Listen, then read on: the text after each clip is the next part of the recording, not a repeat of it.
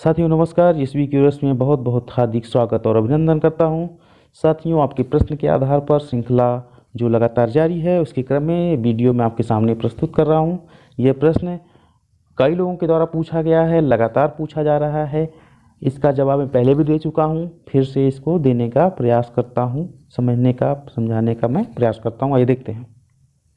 देखिए, जैसा कि हेडिंग में आप देख पा रहे हैं, यदि आवेदक श्रेणी तृतीय हेतु और होते हुए यानी योग्य होते हुए चतुर्थ श्रेणी में नियुक्त हो जाए तो उसके आवेदन पर क्या उसके तृतीय श्रेणी में पदोन्नत किया जा सकता है।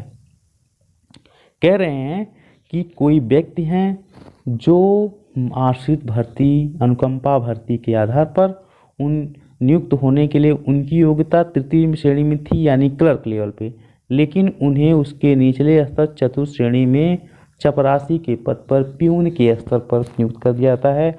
लेकिन उनकी योग्यता क्या थी? तृतीय श्रेणी की थी। ठीक, तृतीय श्रेणी की योग्यता रहने के बाद भी संबंधित विभाग द्वारा उन्हें चतुर्थ श्रेणी का पद दे दिया जाता है। तो क्या उनको पदोन्नत करके आवेदन करने पर उनको पदोन्नत करके तृतीय श्रेणी में प्रमोट कर दिया जाएगा, प्रमोशन कर दिया जाएगा उनका? तो उत्तर है नहीं। माननीय न्यायालय ने क्या कहा?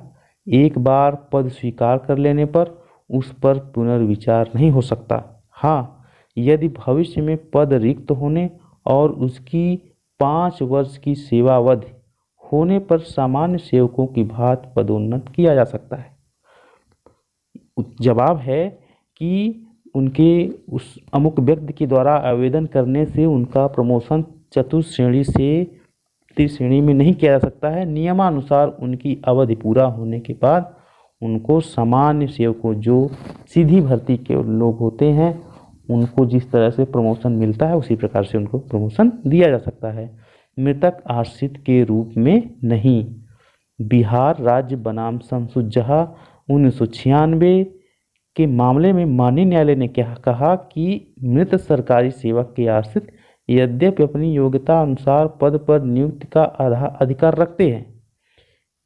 माननीय न्यायालय ने कहा कि सरकारी सेवक के आश्रित जो हैं वो मृतक आश्रित अनुकंपा नियमावली के अनुसार अपनी योग्यता के अनुसार वो नियुक्ति पाने का अधिकार रखते हैं, लेकिन इस प्रकरण में योग्यता को विचारे बिना ही चतुर्थ श्रेणी में नियुक्ति कर दी गई। तृतीय श्रेणी के कतिपय पद पर चतुर्थ श्रेणी के सेवकों को पदोन्नत हेतु आरक्षित थे जिसके वे हकदार थे। न्यायालय ने कहा कि यह नीति अवैध नहीं है, यानी जो तृतीय श्रेणी के लोग थे, उस जो सेवा योजन उनका 5 साल का हो चुका था, उनको प्रमोट करके तृतीय श्रेणी में किया गया। ये नीति अवैध नहीं है।